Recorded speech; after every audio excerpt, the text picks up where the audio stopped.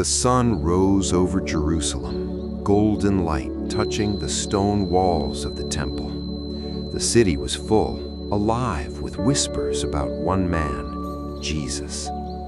He walked calmly into the temple courts.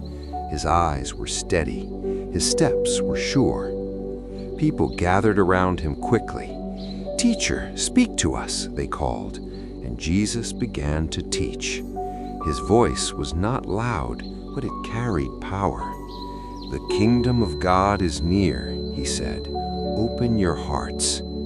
The crowd listened closely. Some were amazed, others were watching carefully.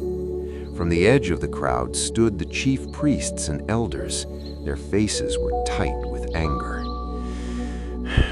One of them stepped forward. "By what authority do you do these things?" he demanded. "Who gave you this power?" The crowd fell silent.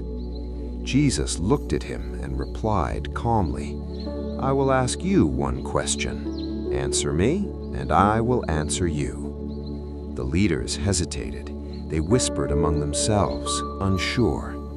Jesus then spoke in parables, stories with deep meaning. A man had 2 sons. A king prepared a wedding feast. A landowner planted a vineyard. Each story pointed at the leaders, their pride, their blindness, their refusal to accept truth. The people understood. The leaders did too. Their anger grew stronger.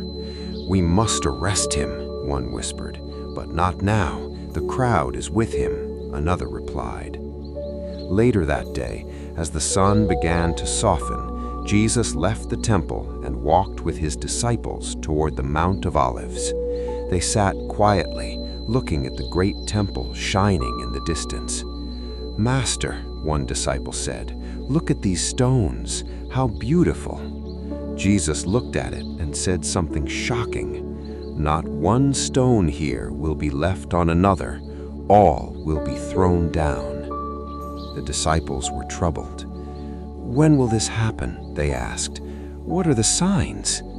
Jesus spoke with deep seriousness. "Watch carefully. Do not be deceived.